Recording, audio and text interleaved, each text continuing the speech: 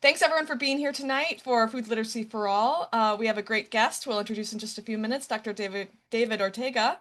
And we want to tell you a little about this course. We'll do an introduction just for about 5 minutes and some course logistics, because this is both a course of the University of Michigan that about 230 students are enrolled in, and open, as many of you know, to the public to join us for any or all sessions from anywhere in the country or the world. So we are excited that this is the 10th year of the course, and it is supported by the University of Michigan's School for Environment and Sustainability, the program and the environment, and a number of partners, both this U of M Sustainable Food Systems Initiative, Growing Hope, our community partner, you'll meet Julius in a second, Oakland Avenue Farm, and Detroit Food Policy Council. So this really is a unique community university partnership that is making accessible education about food literacy for all. So the team, I'm Amanda Edmonds. I'm the U of M co-instructor, faculty lead, along with Julius Buzzard, Executive Director of Growing Hope in Ypsilanti, is the community co-instructor. Taylor Julene, all of you students know, our graduate student instructor, is not on camera tonight as she's a bit unwell, but plays a big role in the background, as does Sammy Maldonado, who you see, who's been the course coordinator for 3 years now. We have a support team in the background, Chris and Marissa. Marissa's with us tonight from U of M Elsinore Technology Services, and Sam Harrison, a new welcome to our team for Sam, our new undergraduate course assistant and one of our food minors at the University of Michigan. The course also is made possible with these community partners and advisors that we've mentioned: Jerry Ann Hebron from Oakland Avenue Urban Farm, Chef Phil Jones from Detroit Food Policy Council, who we all know we're holding in our hearts right now because of his major surgery that we shared with you just in the last week. Dr. Shakara Tyler of the Detroit Black Community Food Sovereignty Network, Dr. Leslie Huey from the University of Michigan Taubman Center, School for Urban and Regional Planning, and then a couple other faculty and staff who are affiliates this year, Alan Hruska and Clara Gamalski, who you saw with us last week. So it takes a big team to make this course possible, and we are so appreciative for all of their partnership and participation. So a couple nuts and bolts. So to engage in this Zoom webinar, use your chat for general comments, urgent things, hey, I can't hear the speaker, etc., and we will do our best to respond to you throughout. We don't expect our speaker to actually monitor the chat as they're speaking, so we want you to use the Q&A for questions for the speaker. We will, at the end of the speaking time, have plenty of time allocated to go through as many questions as we can get to, and at times we'll have questions that we can answer ourselves right there in the Q&A. You have the option to turn on live transcript and closed captioning if you need it as well. The other thing is that for students, you should know this by now, you'll log onto your iClicker for any of our poll questions except for the first ones, but community members, the Zoom poll will pop up, and we encourage you, if you'd like, to participate throughout the presentation and our quick polling questions. We also each week post a student response to our readings that were leading up to today's talk, and we choose one student video response each week that we thought was particularly good to share. Marissa, can you play this response for us? Hi, something I learned from the PBS news video that we had for reading this week was that only 16% of the food that Americans consume actually comes from a farm. I think that goes to show how complex and interconnected our food systems really are. Like when I, for example, go to the store and you put some crackers in your cart, you don't think about all the steps that it had to go through to get there. You think it's pretty simple. You picture a farm in your head, you had wheat. However, there might be just as many steps as the cell phone in your pocket. When we look at prices, especially with food, we often just blame inflation. However, there are so many more complex things at plays. For example, the avian flu or the war in Ukraine also destabilizing a lot of global supply of grains.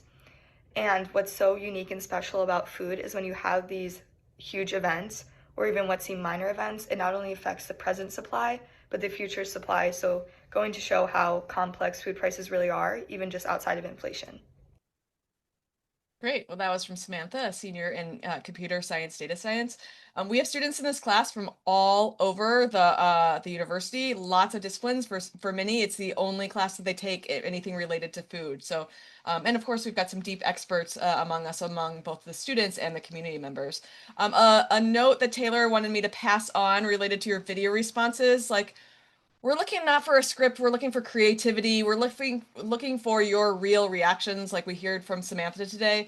So this is not about you regurgitating things. We want to hear what you thought.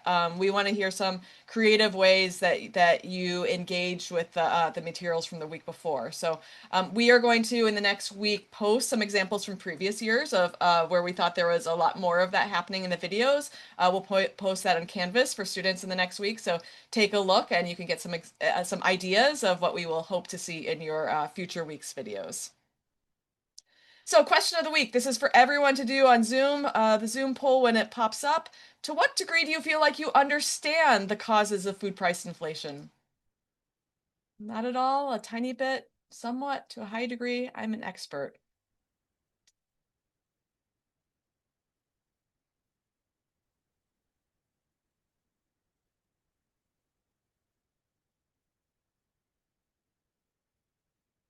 Sammy, do you see those results coming in? Yes, they're so far about 32% saying a tiny bit and almost half saying somewhat. It's pretty high. Okay, great. You're always welcome, of course, to follow us on Instagram. Our YouTube channel is there, and we will post the video of the week usually by Friday. We've got this week's video posted, so when you're excited to share with your friends and family and classmates what you learned today, that video will be up and available for everyone to view relatively shortly by the end of the week. Okay, well, to get us started, I'm really excited to introduce Dr. Ortega.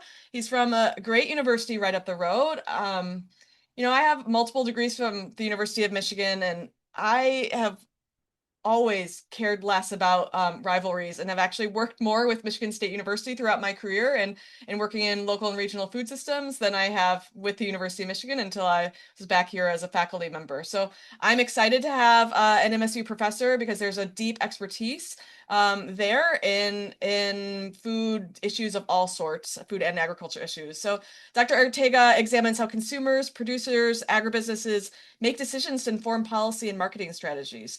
He's worked across U.S., Asia, Sub-Saharan Africa, and has published in leading journals and other kind of publications around the world. He's testified at the federal level before U.S. House and Senate committees and is widely cited for this work.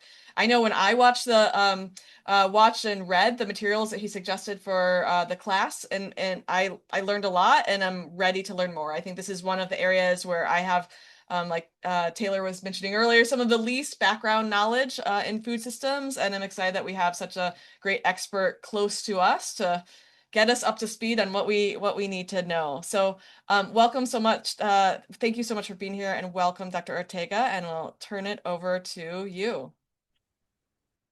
Well, thank you very much, Dr. Edmonds, and really appreciate the invitation to speak with you all this evening. So welcome everybody that's tuning in. We're going to be talking about topics that you probably have been hearing a lot about over the past few years. So it's going to be looking at food inflation, agricultural trade, as well as tariff impacts. And to give you a little bit more background on the work that I do, as Dr. Edmonds mentioned, I'm a professor here at Michigan State University, just down the road from where you all are. And I have both teaching, research responsibilities. I teach a graduate course on food and agricultural policy. I teach undergrads in food marketing, and my research really focuses on decision making. Now, as part of my research program, I do quite a bit of outreach. So I work with a lot of folks in the media trying to sort of make sense of what's happening and communicate that information out to individuals that can use that information to make better and more informed decisions. I've been very fortunate to have had the opportunity to work with policymakers at both the state and federal levels on some of the very issues that we're going to talk about this evening. Now, here's kind of an overview of the next 45 minutes or so. I'm going to start off with talking about the drivers of food price inflation, and I'll, even get to the basics of what inflation really captures. Then we'll talk about some of the recent impacts and try to provide a bit of an outlook in terms of what we can expect food prices um, to look like over the next year. Then we'll sort of shift gears a little bit and talk about the importance of agricultural trade, exports and imports, and then sort of come back to the role that tariffs and recent trade policy is having and how that's impacting what you and I pay for items at the grocery store. And then we'll have a bit of a Q&A session towards the end. Now, as I mentioned, this is a topic, both food prices, but trade and tariffs and inflation that has received extensive interest and news coverage ever since we saw the price of goods and food started to rise with the COVID-19 pandemic. And so it's something that has really gotten a lot of interest and extensive news coverage. And I'm going to try my best to sort of demystify what's happening on sort of the economic side of this issue. Now, I'm going to tell you sort of my key points up front, and then we'll sort of dive into each of these. So these are sort of the main takeaways that I want you to get from my talk this evening. The first is that the reason that food price inflation has been so persistent, it's because we've had a convergence of factors. So multiple factors that have affected both the supply as well as the demand for food over the past 5 to 6 years. And once food prices increase, they very rarely come down. And I'll sort of show you this with data and looking at sort of historical trends on food prices. I'll also argue that food and agricultural trade has led to more affordable food, as well as provided new market opportunities for producers. And last is that current trade policy and the tariffs that we've all been hearing about are having an impact on specific food price categories. And I'll give you a couple of case studies to illustrate how those tariffs are impacting the cost of certain foods that we pay for at the grocery store. So to start things off, here we have food price inflation, going back to 2015. So looking at just over a decade of data. And what I like to do at the beginning is just sort of define what inflation really captures, because there's a lot of misconceptions about inflation. The first is that inflation is capturing how quickly prices are changing over a period of time. So anytime you see a line above above zero, the zero axis, it means that prices are increasing. And so what we see here is that food price inflation was roughly around 2 to 3% up until 2020, and then we saw a surge, meaning that food prices were increasing even at double-digit levels year over year. So it's a rate of change. And so we have to sort of look at how quickly prices are changing over a predefined period of time. So typically we express inflation in terms of how much prices have changed today relative to a year ago, but you may also see inflation rates relative to the previous month or quarter over quarter. Now, the numbers that you see here at the end tell you the latest data that we have, and I'll say a little bit more about that. So when we talk about food price inflation, we can break up food into food at home, which primarily captures groceries. And then we also have food away from home, or think of that as like menu price inflation. So how quickly prices are rising at restaurants. And so we see that overall inflation is at around 3%, meaning that food prices today are about 3% higher than they were a year ago. And you see that restaurant prices are increasing at a faster rate than grocery prices. Now, this here is an average, right? So when we look at food at home, and averages can mask a lot of variability. So here we have inflation rates for various products. You can see that the trajectories are widely different, and then we're looking at different rates of change at the moment. Now, I do want to say something about the data, and that is that I like to sort of provide the latest data that's available. But unfortunately, because of the government shutdown that we had and staffing issues of the Bureau of Labor Statistics, I was not able to pull the most recent data out of BLS, which is where we get a lot of sort of the inflation numbers. And so some of the data that you have may not be the latest that is out there, and it may be looking at numbers from December as opposed to January, which is what we received recently with that the latest inflation report. So these numbers here are the most current that we have, but when we're looking at these individual prices. Those data may be outdated by about a month or so, and that's because of some data issues and sort of staffing issues at the Bureau of Labor Statistics. So before I get into sort of the causes of food price inflation, I want to get to our first poll question. And that is, and I think Samantha, the student that did the video at the beginning, kind of gave everybody a hint here. But what percent of what we spend on food is attributed to on-farm activities?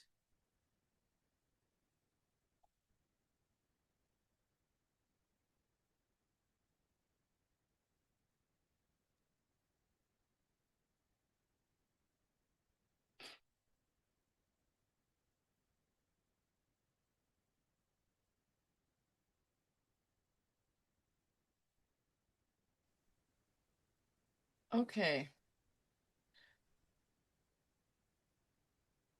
So community members are taking this poll on Zoom. Students, we've got about 50% of students coming in at answer B. We'll keep it open for a few more seconds.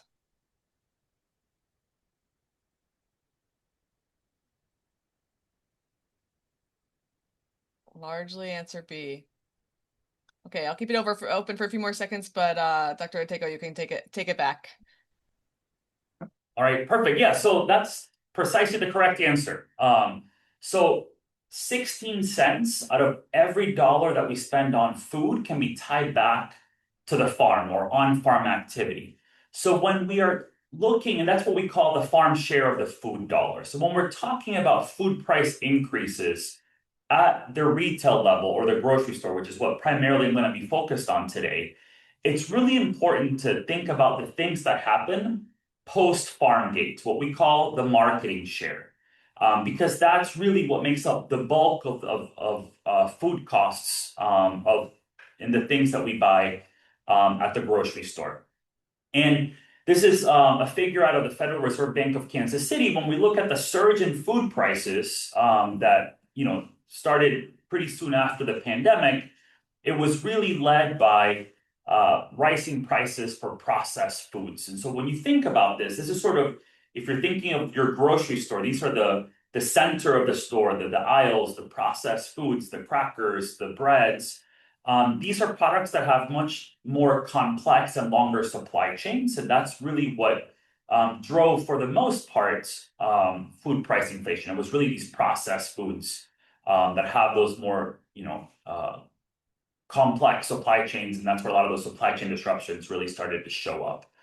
And so, as you can see here in this graph, food prices were, fairly stable in terms of how they were changing up until 2020, which is when we had the start of the COVID-19 pandemic. And that was really what set a lot of this in motion. If you recall, we had significant changes in consumer behavior. All of a sudden, many of us across the country found ourselves eating most of our, 3 meals at home. A lot of the food service sector virtually closed overnight. And so that led to very drastic changes in consumer shopping behavior. At the same time, we had significant labor shortages and bottlenecks across supply chains. When we think of COVID, it's a virus that affects people. And so we saw a lot of disruptions in areas where you had workers in the agri-food supply chain. And as many of you know, food is labor intensive. And so that's primarily what we saw, a lot of those disruptions and bottlenecks. There was a lot of transportation issues, supply chain disruptions, as well as increased costs as we kind of got further down the timeline of COVID when things started to reopen. If you think about the meat packing plants, that were impacted, that had to close down virtually overnight because some workers, were not showing up. They were fearing contracting the virus. But then when things started to open up, um, companies had to provide protective equipment. They had to increase wages. And so those increased costs really fed into some of those rising prices. Now, I think one area, and we'll talk quite a bit about beef today, as you probably know, beef prices are at record highs right now. But they've been through a bit of a roller coaster ride. So you see here in starting around 2020, we saw a significant spike. That's a 25% increase year over year in the price of beef. And so that this, I think, can really illustrate some of those bottlenecks that we saw during COVID. So here's sort of a stylized diagram of what we saw happen in this sector. Now, it's really important to keep in mind that the beef processing sector is highly concentrated. Roughly 4 firms control more than 75–80% of beef processing in the US. Very similar story when it comes to pork processing. And so looking at what happened in these beef processing plants in May of 2020, we saw a 40% decrease in that processing capacity, again, because of the impacts of the virus on workers and that supply chain. And so this really set off interesting dynamics. So upstream, you have the market for cattle. And basically what was happening is that demand for livestock decreased because these processing plants weren't able to turn a lot of the livestock into processed meat products, but the supply didn't change. Farmers couldn't all of a sudden, they couldn't flip a switch and have their cattle, they couldn't make them stop growing. And so what we saw was a decrease in livestock prices because that demand for cattle was reduced given what was happening at those processing plants. And so we saw animal livestock prices decrease by 13% May of 2020 compared to the previous year. On the other side of this kink in the supply chain, we see that the supply of meat has decreased because, again, these processing plants aren't turning livestock into meat.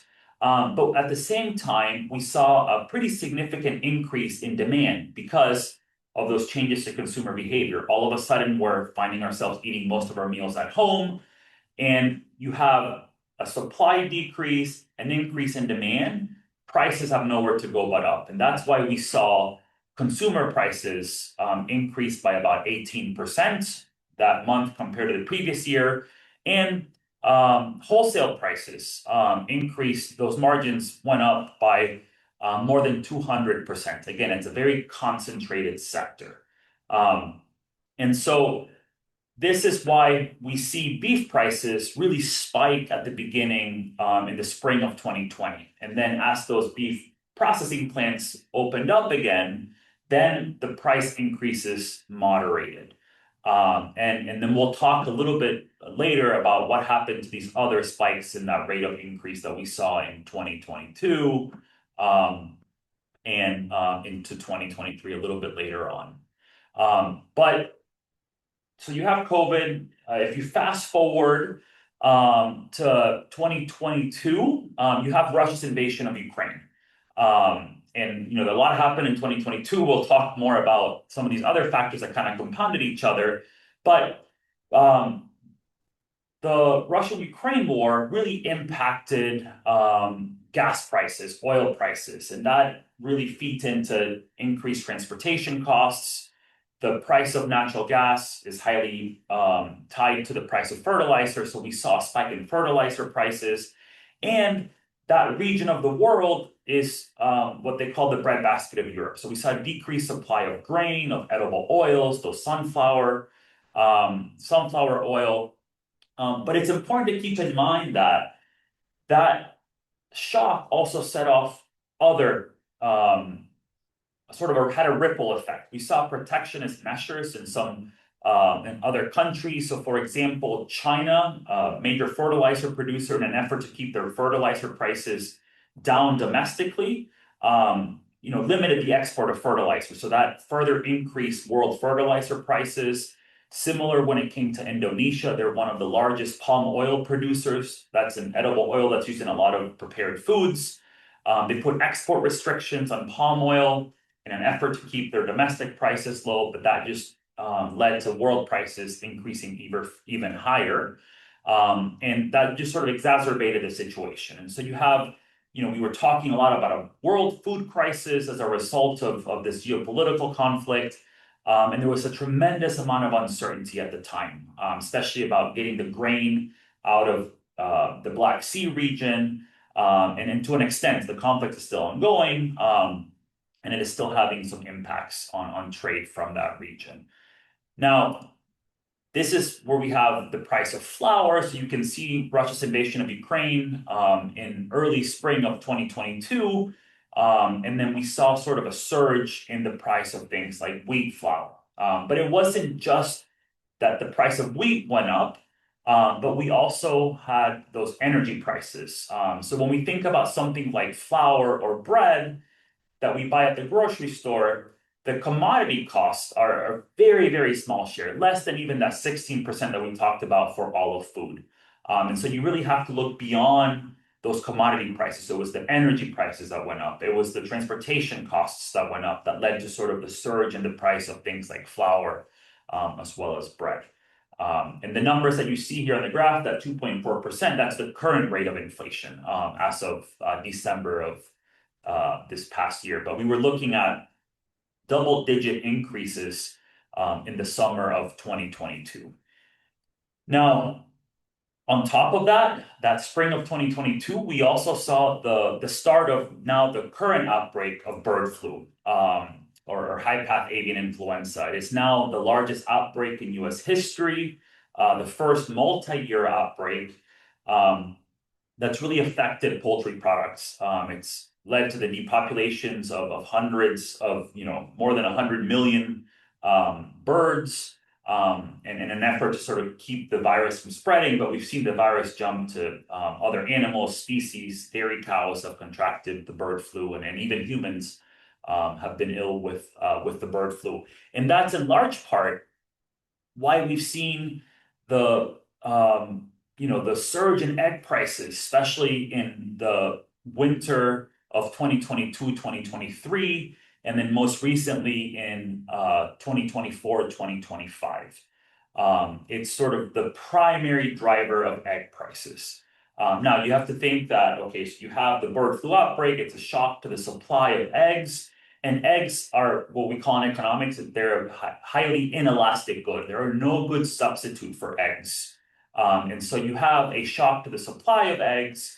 And, even though egg prices have been very, very high, we continue to buy them because a lot of the time we don't have any good substitutes like we do with other items like, say, chicken meat. If the price of chicken meat goes up, we can switch to pork or beef or even vegetables. But if you have a recipe that calls for eggs, it's really hard to substitute anything else for that product. And so that's why we've seen egg prices increase quite drastically a few times over the past few years. And the bird flu is bird flu activity is highly tied to migratory bird patterns. So we see spikes in the fall, in the spring, and that's a lot of the time when we have very high consumption of eggs because of the holidays, because of the Easter holiday as well in the spring. And so, that's one of the primary drivers of egg prices, and it's something that I know has received a lot of media attention.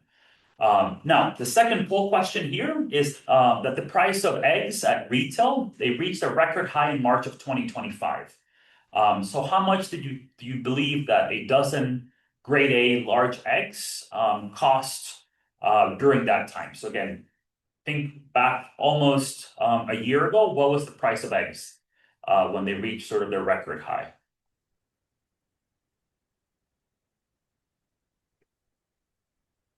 Well, we've got a race among students, kind of tied between B and C here, somewhere in the 6 to 8 range. Well, C's now coming out a little more on top as they're coming in. We'll see what our community members also say in a bit.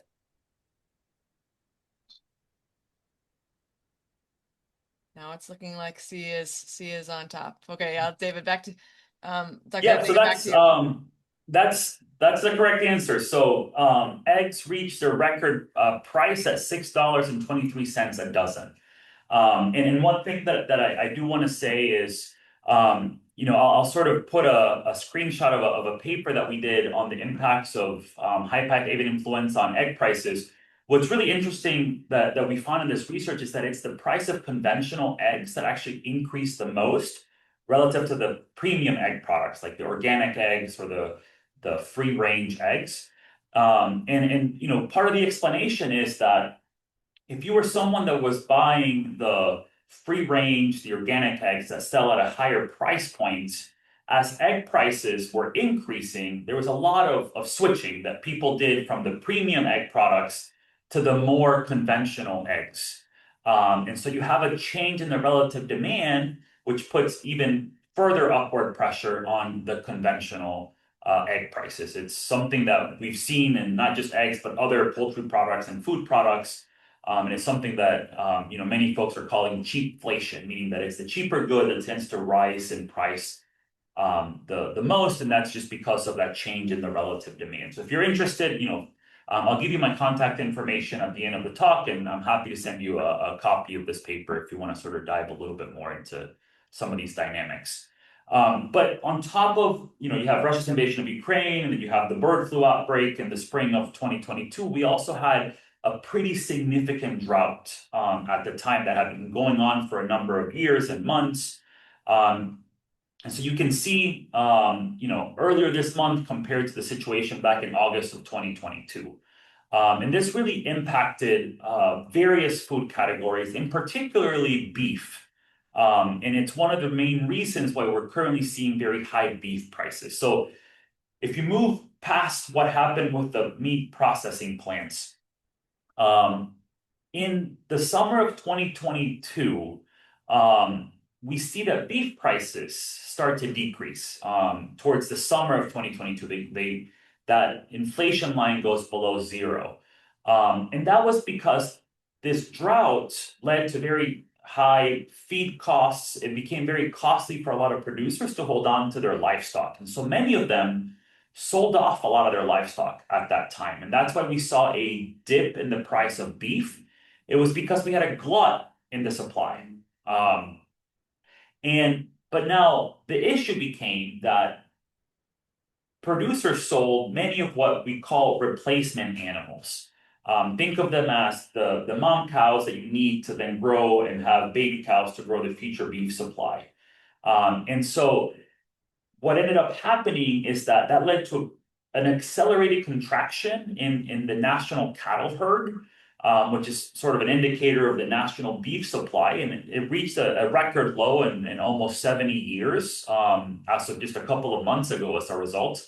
And that's in part why we've seen, such high beef prices. So you have a contraction in the supply because of what the drought induced a lot of producers to do, sell a lot of other animals, but you also have very strong demand for beef. And that's just a recipe for beef prices to go up. And as you can see here, beef prices today are 16% more expensive than they were last year. And so that's in large part because of drought impacts on the beef supply chain. And if you're interested in some of those dynamics, we have another paper that looks at the impacts of a drought on US beef prices, and I'm happy to share that research with any of you that are interested. But that also affected, fruits and vegetables. That drought that took place in the plain states where there was a lot of beef production also impacted the West Coast, states like California, where we get a lot of our specialty produce and specialty crops. And so we saw the price of fruits and vegetables increase that summer of 2022 as a result. Climate change impacts, you can think of it also leading to the spread of disease because of adverse weather conditions. Now, all of that is what I would sort of categorize as impacts to the supply of food.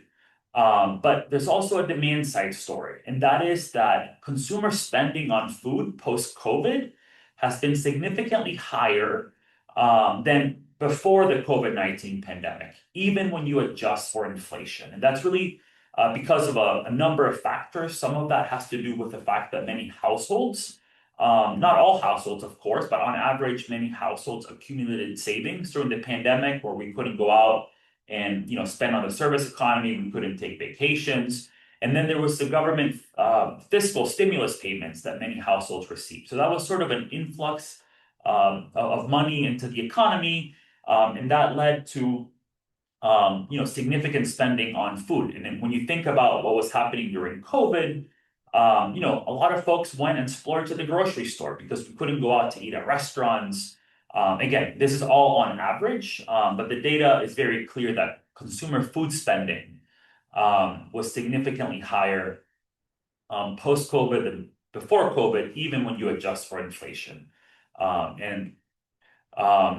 This is an image from a paper from a colleague that works at Georgia that basically is able to break down food price inflation into both demand side drivers and supply driven factors. And you can see that it's really a combination of sort of supply driven inflation, which is in the red, as well as some of the demand driven inflationary factors that show up here in the blue. Now, this has led to changes in consumer shopping behavior. As prices have increased, we've seen consumers make much more frequent grocery trips. They're doing a lot more price comparisons, bargain hunting, less of the stocking up that we saw early in the pandemic. People are buying fewer items. We've seen an increase in the sale of private label products, as well as an increase in the amount of promotions and advertisements. Private labels are store brands that sell at a much more affordable price point. And people are and have been cutting back on splurges and premium purchases, which again has led to this phenomenon that many of us call cheapflation, which is where, because of that change in the relative demand, it's really the conventional products or the cheaper food items that tend to increase in price the most as a result. Okay, so third poll question here is, what percent of disposable income does the average person spend on food?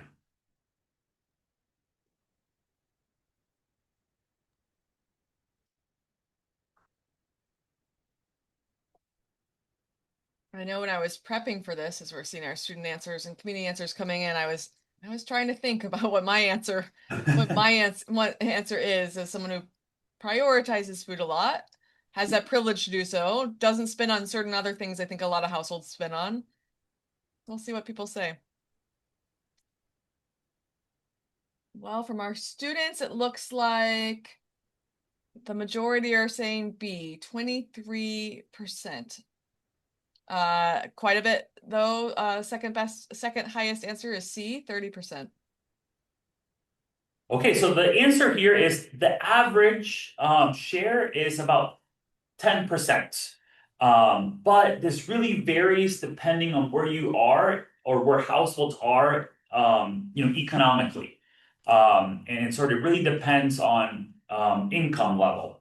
But simply put, food is a necessity. So you see here that it's really low income households that bear the brunt of these food price increases. And that's because low income households spend a significantly higher share of their disposable income on food. So even though that average is just around 10% for incomes, for households that are in the lower end of the income distribution, they're spending close to 30% of their disposable income on food.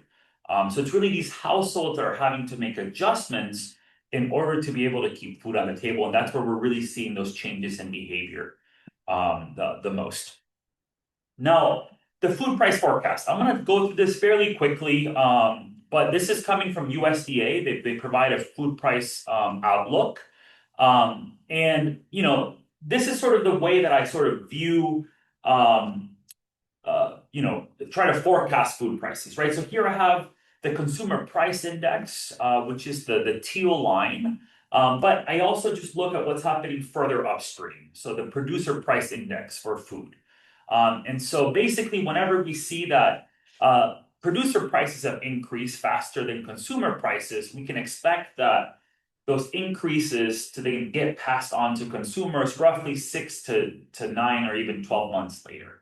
And so, but USDA has a much more sophisticated way of forecasting this. Here I'm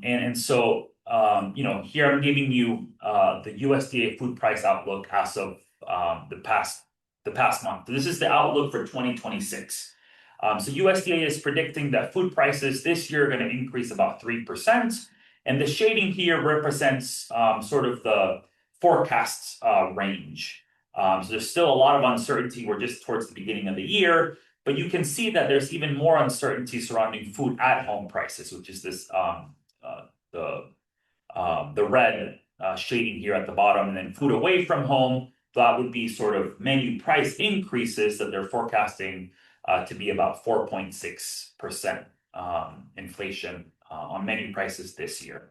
But when we dive further into grocery prices, you see that it really depends on the category. And for certain goods like eggs, there's still a lot of uncertainty. So that's why you see that forecasting range be so wide. It's because it's really tough to predict what the bird flu is going to do this spring. But you can see here that meat prices, particularly driven by beef, are forecasted to increase this year compared to the prior year or 2025.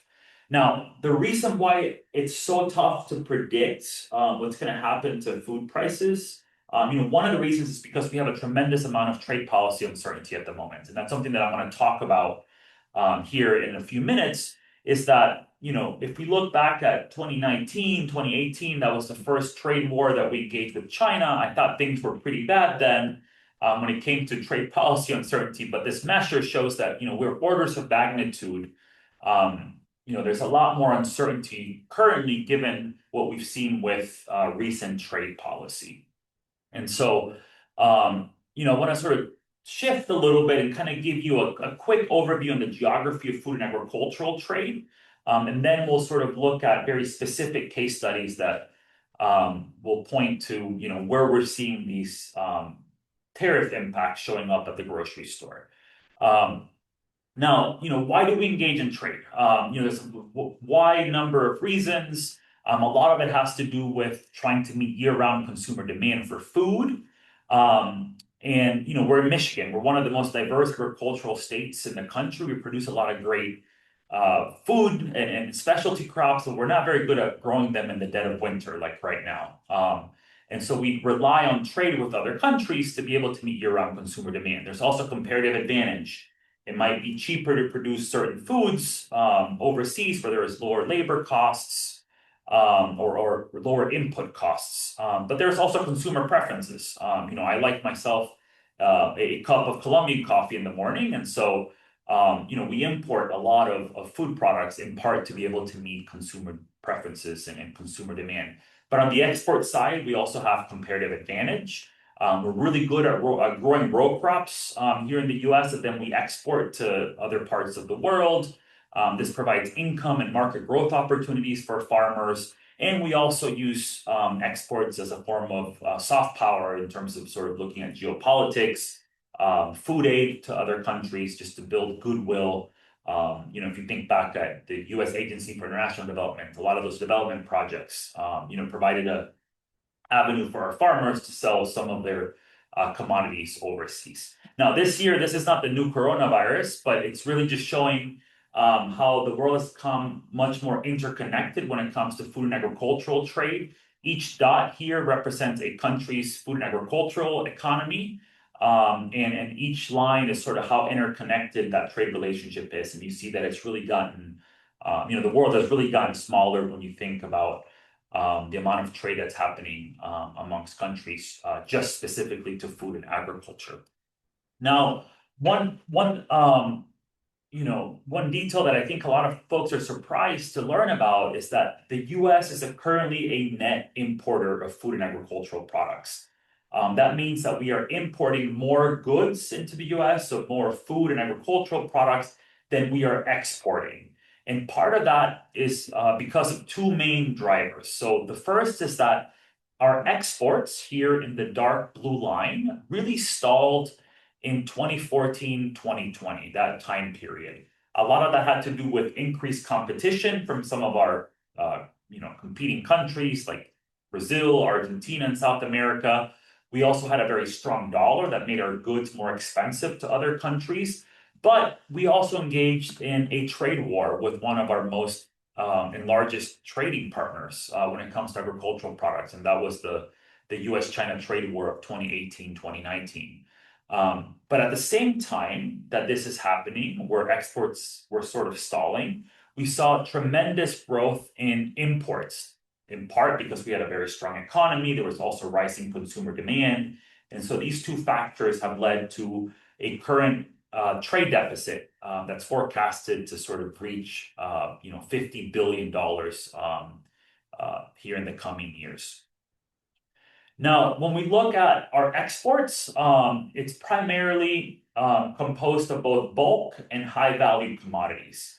And so we're not only just exporting our row crops, our corn and soybeans, but we're also exporting what I like to call more consumer oriented goods, things like meats, dairy products. And that's really what's kept our exports and sustained our exports over the past decade and a half. As you can see, those bulk exports, it's those bars, the blue bars, they sort of stalled between 2014 and 2020. Again, those were our exports of soybeans, of corn, but it's really been the high value exports that have kept our overall exports afloat when it comes to food and agricultural trade. As you can see here, our major food export and agricultural export markets are our closest trading partners of Mexico and Canada. China was one of our major export market destinations. It still remains the case, but it's fallen from the number one spot, given some of the recent trade tensions that go back to 2018. But we're also exporting to other East Asian countries, as well as countries in South America, Europe, and even parts of Southeast Asia or East Asia. And what we are exporting, you can see here just another way to sort of visualize this, where our exports are going. Again, primarily comprised of bulk exports, so commodities, those row crops, but also high value products. Now, on the other side, when we look at imports, you can see that we're primarily importing high-valued food and agricultural products. Very, very little bulk commodity imports. Again, we're not importing corn and soybeans because we have a comparative advantage in producing those goods. So we're importing, the vast majority of our imports are things like horticultural crops, the fruits and vegetables, produce. We're importing wine, beer, we're importing chocolate, we're importing coffee, specialty crops. And the primary source of those imports are, again, our primary trading partners, Mexico and Canada, but you also see Italy, Brazil, China, other countries in the European Union, as well as countries in Southeast Asia. And as I mentioned, the over 50% of our agricultural imports are horticultural products. So again, fruits and vegetables, but we also import, quite a bit of sugar, other tropical products, things like coffee, cocoa. And here you can see where, those imports are primarily coming from: the European Union, Canada, Mexico, and even Brazil is a major supplier, as we'll see in a minute, of commodities like coffee and to an extent, even beef that we're importing some. Now, we're going to talk a little bit about tariffs.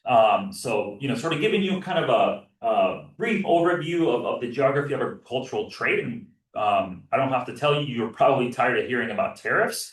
But simply put, tariffs are a tax or a duty that's applied to the customs value of an imported product. Now, it's important to keep in mind, and when we're talking about the tariffs that are currently in the news, are what we call ad valorem tariffs. They're based on the value of the product. Now, it's important to keep in mind that a 25% tariff, for example, does not necessarily mean that there will be a 25% increase in the retail price of that good. And that is because that tariff only applies to the value of the product at the border. And part of the cost of the food that we buy at the grocery store is actually accrued within the United States, even for imported food. And so, the transportation, the wholesale margins, the retailer markups, all of that is not subject to the tariff.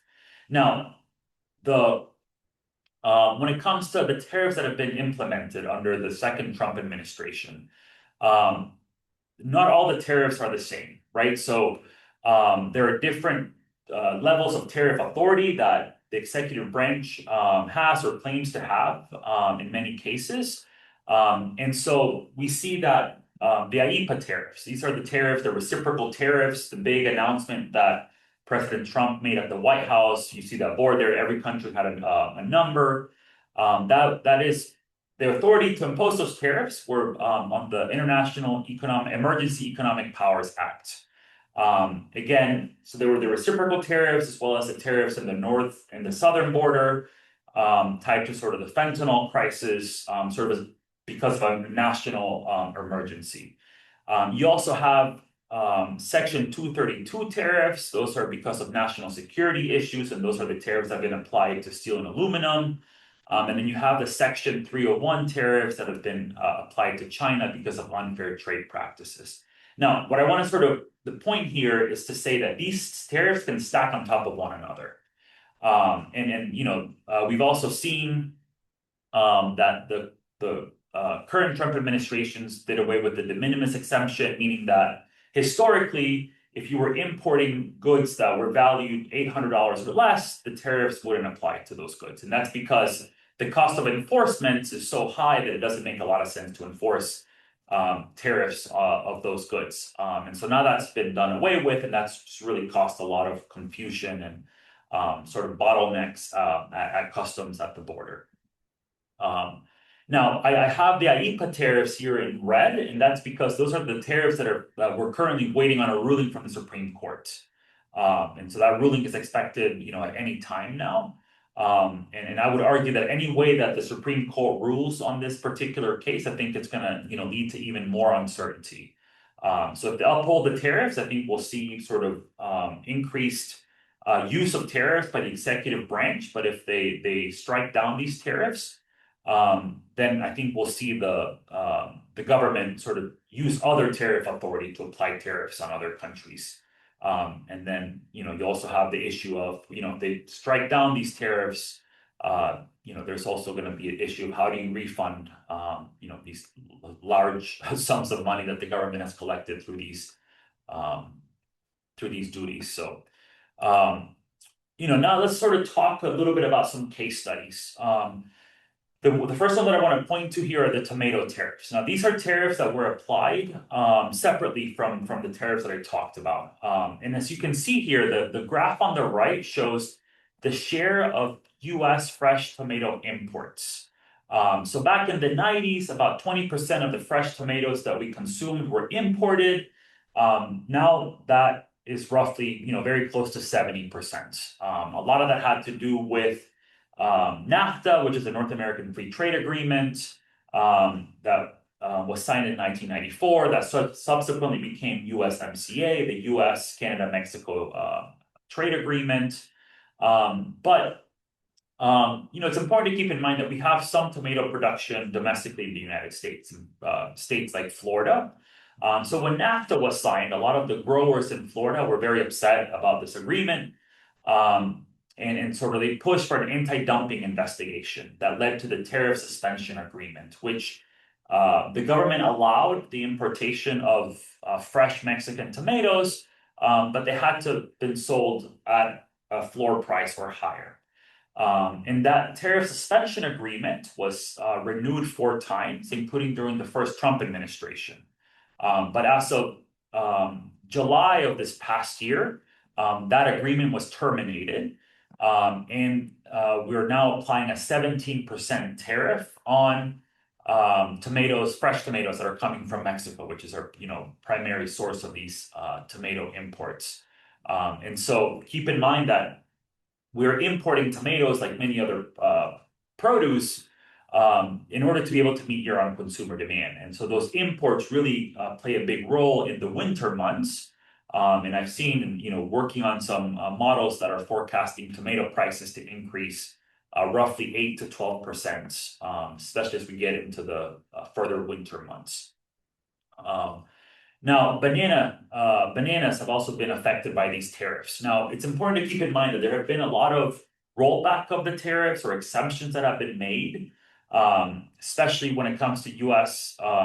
Imports coming from Canada and Mexico because of the USMCA agreement. But bananas are the most consumed fresh fruit here in the country. More than 25 pounds per person per year are consumed. And virtually all bananas that we buy at the grocery store are imported. There's almost no commercial production of bananas in the continental United States. And what's kind of notable here is that a lot of our imports of bananas are coming outside of Mexico. So they're coming primarily from Guatemala, from Costa Rica, Ecuador, Honduras, Colombia. And up until November, when many of the food tariffs were rolled back, we were imposing tariffs on all of these imports and shipments into the US.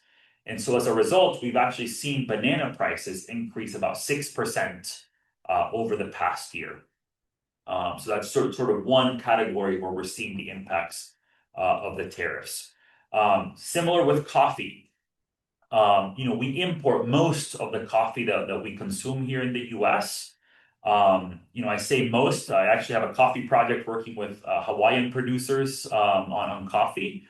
But as you can see here, this is for half a pound of Kona coffee. It sells for 60 American dollars for half a pound of coffee. So not the type of coffee that you and I are drinking in the morning, most likely. And so we really rely on imports of coffee to be able to meet consumer demand. And the majority of the coffee that we're consuming comes from Latin American countries, primarily Brazil. They're the largest coffee producer. It's where we get about a third of the coffee that we consume. And so up until recently, we were imposing a 50% tariff on coffee. That's a 50.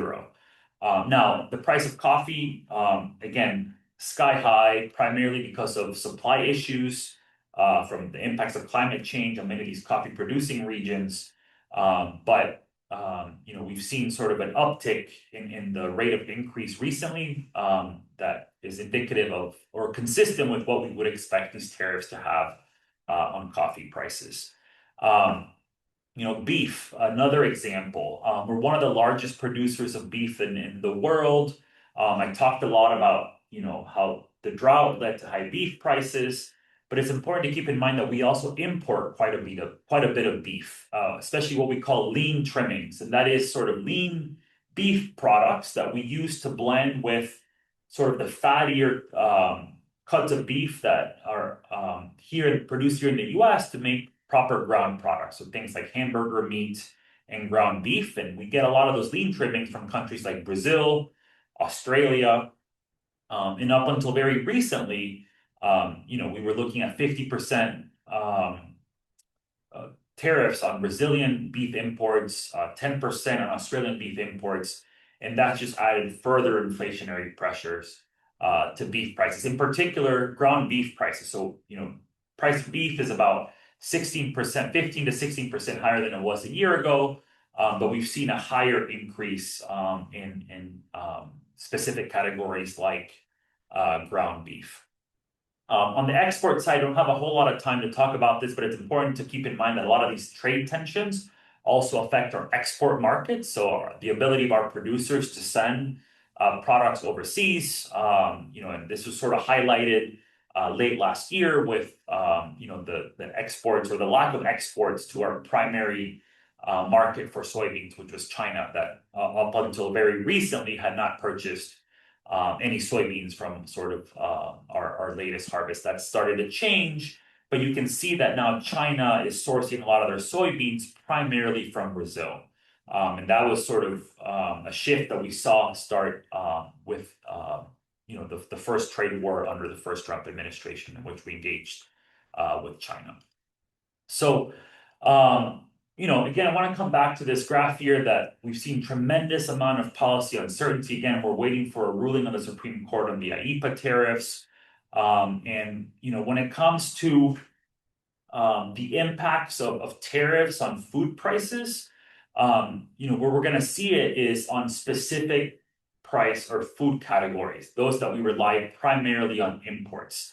So, we're not expecting to see those double-digit increases in food prices that we saw back in 2022, but rather you have to look at very specific categories, items like coffee, chocolate to an extent, bananas, beef.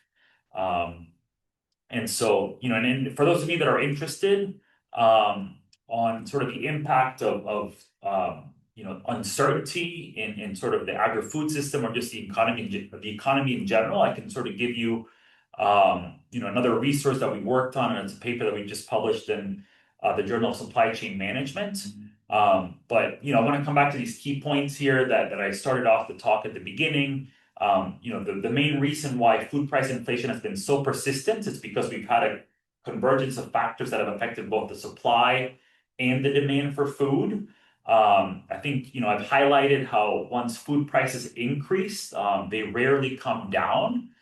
You hear about the rate of inflation coming down or food inflation is cooling. Well, that doesn't mean that prices are coming down. It just means that the rate of increase is moderating. They're still increasing, they're just not increasing as quickly. And then towards the second half of the talk, I sort of argue that food and agricultural trade has led to more affordable food and provided new market opportunities for many of our producers. And then as we just saw, current trade policy and tariffs are having an impact on specific food price categories. And you really have to look at the goods that we rely heavily on imports to really be able to see the impact that tariffs are having. Didn't have a whole lot of time to sort of get into some of the nuts and bolts, but even when you look at the cost of packaging from the steel and aluminum tariffs, we've seen canned fruits and vegetables increase in price over the past year. Again, very consistent with the impacts that we would expect tariffs to have on those goods. So with that, I want to thank you, for joining me this evening. This is the paper that I kind of alluded to there at the end. If you're interested in looking at the impacts of tariffs on global supply chains and the role of uncertainty, happy to share that piece with you all. But want to make sure that we have time for questions, and so I can try my best to answer those and sort of hear what you have on your mind. Thank you so much, Dr. Ortega. That was really phenomenal. And just going to jump right in a little bit. We've got lots of questions for you after that. So we only have about 10 or so minutes. So I'm going to try to just collect some of the themes and some of these questions that I'm seeing. I'm seeing several questions in the chat, in the Q&A, about sort of the concept of like where local food and our local food systems fit into this. A lot of questions around things like, how are local prices being affected, or are they not being affected by tariffs? Some questions about thinking around the consolidation of grocery stores, some to the, mentioning farmers markets and the prices there and how those may or may not be changing alongside. So I'll leave that a little bit open, but if you just speak a little bit to how our local food system and local foods fit into this picture.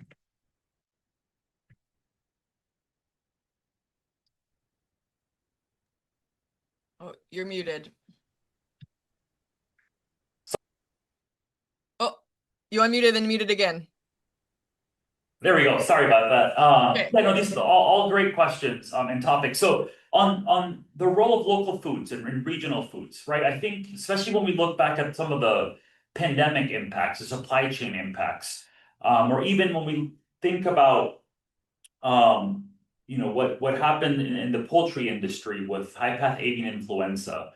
I think it highlights the importance of sort of local and regional food systems. So when it comes to bird flu impacts, there's been multiple examples of where you see, the price of eggs go up to $6.23 a dozen. But, if you have a local or regional food system that hasn't been impacted by the bird flu, those prices tend to sort of stay a little bit more stable than some of the prices that are more tied to sort of the national, international markets. During COVID and when we had those, in the meat packing plants and the meat packing sector, those disruptions, some of the local processing plants sort of started to pick up some of the slack. Now, the volume is so high in sort of the conventional system that not all of that could have been absorbed, but we saw sort of the regional and food systems, buffer some of those impacts to an extent. And, but on the impacts of tariffs on local or on food that we grow here in the US, it has a variety of impacts. So even food that's produced within the US can rise in price because there's less competition coming in from overseas. So those imports, can lead to domestic prices increasing because we're, all of a sudden that competition isn't there, or those prices, are being inflated by the tariffs. There was, I think, a comment about consolidation of grocery stores and just the impacts of concentration. I think that's a really important point to keep in mind. Now, and I do believe that concentration does impact the price of food, but I don't believe that it's a primary driver of these recent increases that we've seen. And let me explain why. When we think about, say, concentration in the meat processing sector, to take that as an example, again, highly concentrated, 80% of all meat processing is done by 4 or 5 firms. That level of concentration has not changed very much over the past 2 decades. It's been concentrated even 15, 20 years ago. And so that there hasn't really been a shift in that amount of concentration that would explain some of those increases that I showed. Same when it comes to grocery concentration. It does impact the bargaining power that producers have and the price that we pay for at the grocery store, but we haven't really seen significant changes over the past 5 years in sort of the level of concentration that could result in some of these price spikes. There's also a lot of concerns over things like price gouging, profiteering. It's hard to I don't work for a lot, especially when it comes to eggs or some of these specific companies. They're private companies in many cases, so we don't have sort of a good lens into what's happening or how they're setting prices. But what I can say is that through some of the research that I've done with my collaborators and my students, we don't need to have, or we can rely on basic economic concepts like the elasticity of supply and the magnitude of these shocks to then be able to back out what these price increases would be given the magnitude of the shocks. And so we don't have to necessarily rely on those explanations. I'm not ruling them out, but they're not necessary to be able to explain why certain food price categories have reacted the way that they have. I think I kind of touched a little bit in each of the topics that you mentioned. I don't know if there was any others that I missed or if there were any other questions that kind of came in as I was speaking. No, that was great. I think we can do maybe 2 more in our time. This one I think will be pretty quick for you. Can you just share the name of the coffee project that you are mentioned in Hawaii? Yeah, so it's a USDA project that actually looks at the impacts of coffee leaf rust, which is a disease that affects coffee production. Hawaii was one of the last places to be impacted by the disease. And so it's a USDA project working with collaborators in Hawaii. Part of the project also takes place in Puerto Rico, and sort of we're doing the economic analysis. And then let me take a couple minutes on this one, but just well, I'm getting a little or reading a little bit of like, where do we go from here? So, we have all these tariffs, and it has all of these different impacts to our food system, to our economy. Um, what's the next move? How can we make positive steps? Um, Yeah, as a no, I mean community. that's a good, yeah, that's a big question there. But I think there's a couple things that I'll say. Um, when we look at the current policy environments, a lot of the policies that we've seen over the past year or so, they're it's an agenda that's not consistent with lowering food prices or at least mitigating future price increases. And that's because, you have tariffs. By definition, they're a tax on the value of imported goods.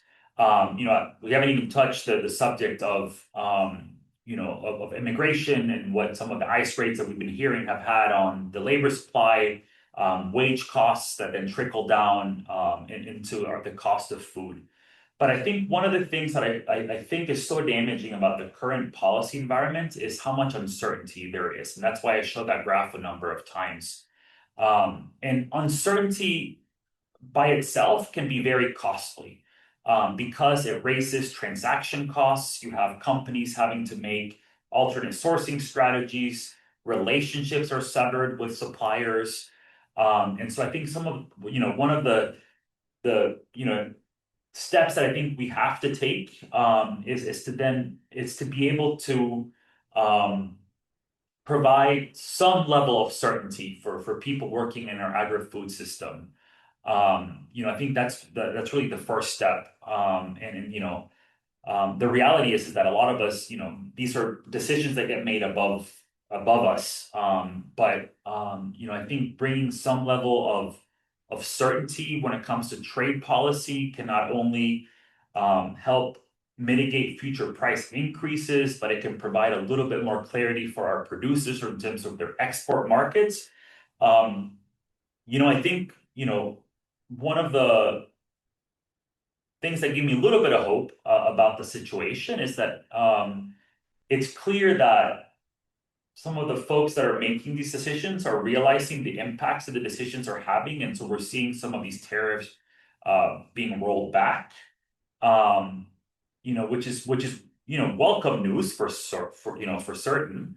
But it doesn't mean that prices are going to come down or that we're going to go back to the old price regime. And that's because prices are downward sticky. Once, they increase very quickly and they're very slow to come down.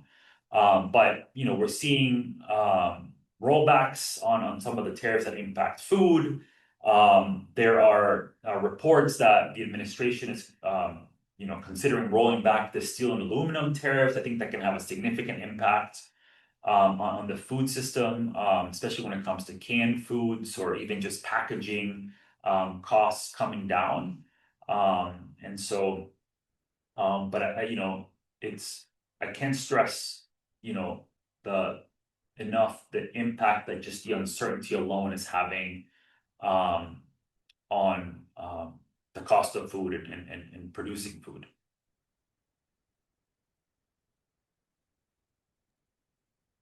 Excellent. Thank you again so much, Dr. Ortega. And for folks who want to know more, he did share his contact information, so please write that down, take a screenshot, and follow up with any other questions or comments you have. All right, now I'm going to go through very quickly some of our updates for the community students. We do have one more quiz, so hang on for that. But as we transitioned into that, I appreciate as we continued the conversation and talked a little bit, both what you shared, Dr. Ortega, and some of the comments in the chat about the impact of ICE raids and immigration as it relates to food costs. So if you're a student, you likely have seen something like this in your emails. If you're not and you want to take a screenshot of it, do that right now. I'm going to move to the next slide, which has a few more resources. And before we move into some of the upcoming events, I just want to take a quick moment again and pause and acknowledge the moment that we're living in. The university has shared these guidelines about federal immigration enforcement, outlining legal distinctions, rights, and protocols. Those resources are on these two slides, and I encourage you to review them as you wish. At the same time, in this course, as we talk about food literacy for all, we can't talk about food honestly without talking about immigration and the moment that we're currently living in. The modern food system is structurally dependent on immigrant labor, farm workers, dairy workers, meatpacking workers, food processors, and so many more, and all across the supply chain. Nearly half of our hired farm workers in the US are undocumented and immigrant laborers, incurring things like meat packing and processing in industries nationwide. At the same time, the policies that make labor exploitable are often the same policies that criminalize the people doing that very work. The tension is not incidental. It shapes wages, it shapes working conditions, it shapes who feels safe reporting abuse, it shapes whose bodies absorb risk so food remains inexpensive and abundant. Immigration enforcement does and will have meaningful impacts to our foodways, as we've mentioned a little bit tonight. It affects harvest cycles, processing capacity, and so much more. It affects very real human beings, and I acknowledge including students and community members that are in this course tonight. Some of you are studying the food system, some of you are working inside of it, some of you are directly impacted by these policies, and some of you love somebody who is. And so I will not pretend that this is neutral terrain. And as we talk about this work, as we talk about food sovereignty, we know that it teaches us that people deserve agency over land, labor, and movement, and dignity in that process. A food system sustained by fear is not stable, it's extractive, just like we talked about in the first class. In a few weeks, we'll have Dr. Alice Driver joining us to discuss labor in the meatpacking industry that reveals both the violence and the resilience inside the industrial food system. I hope that you all will show up ready to engage with care and rigor. And also just wanted to name and honor that not everyone feels equally safe speaking publicly about these issues. So if this moment is landing for you personally or raising questions or you want to explore it further, I'm available outside of class, recognizing this is a large learning community, but we're still a community. So I know that was a lot and we're beyond our time. Gonna very quickly go through just the upcoming events for anybody who's still hanging out today. All of these are in our newsletter as well. For community members, we have at MSU, there is this workshop on building Indigenous food sovereignty coming up next Thursday afternoon. This is also for folks in the community, anybody, the screening of the Price of Milk documentary series, which was, I believe they came and joined one of the classes last year. So you could find that on the YouTube link, but you can watch their full documentary and have a conversation with the folks on Thursday, March 12th. And then Pi Day is coming up, which is there's a Pi Day team inviting folks to join in learning how to make various pies. The rest of these are announcements that you've heard time and time again. Campus Farm is still hiring a number of positions across the food system. So students, if you want to get involved, please do so. And as promised, here's our very last poll question. Thank you for hanging on with us. I know that was a lot. So now that you've listened to Dr. Ortega, same question as we started with at the beginning. What degree do you feel like you understand the causes of food price inflation?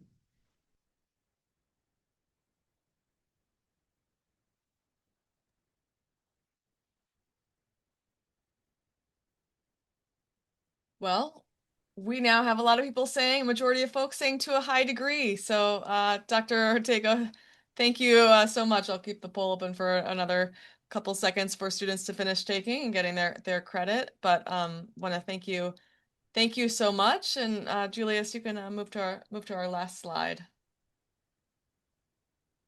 All right, thank you all.